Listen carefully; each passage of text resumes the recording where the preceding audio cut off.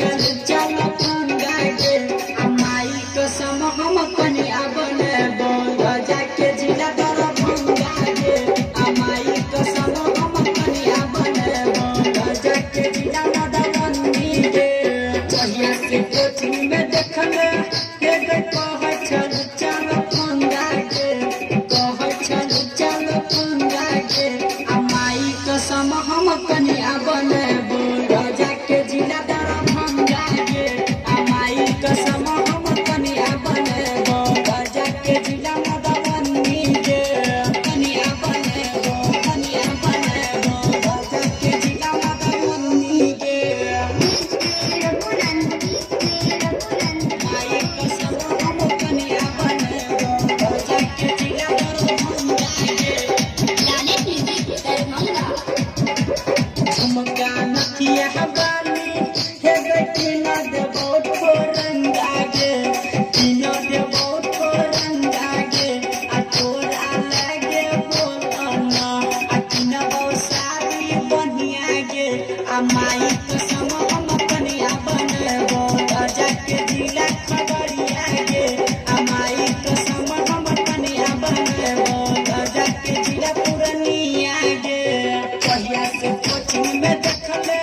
हे कह चल चल पंगा के कह चल चल पंगा के अमाई कसम हम कनिया बनबो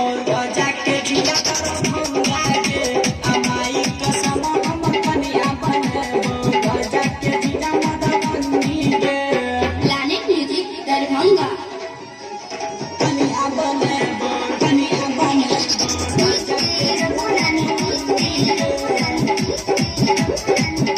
अमाई कसम हम कनिया बनबो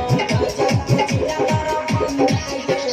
जिला जवार में तोहर हे गए बड़ छगोर की चर्चा गे बड़ छगोर की चर्चा गे आ तोर पर हम करबो खूबे खर्चा गे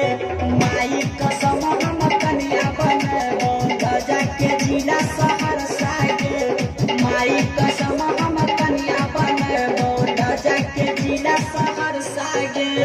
कहिया से कोचिंग में देखले हे कह चल चल पंगा के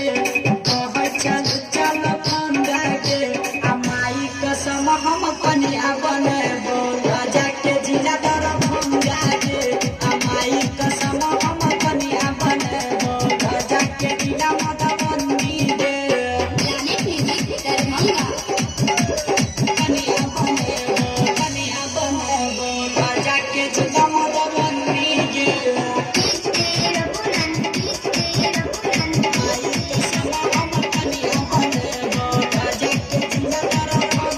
राइटर रंजित किशन हे कह छोरा ललमुनिया गे कह छोरा ललमुनिया गे आ बहला राम बिहारी देख तो पूरा दुनिया गे आ रहमन जी यादव से मिलेबो बनल कह दुल्हनिया गे आ डीजे वाला गाना बजे तो घूमे तो पूरा दुनिया गे कहिया से कोचिंग में देखले हे कह चल चल पंगा के कह चल चल पंगा के अमाई कसम हम कनिया बनबो जाके जिला दरभंगा के अमाई कसम हम कनिया बनबो जाके जिला मधुबनी के प्लैनेट म्यूजिक दरभंगा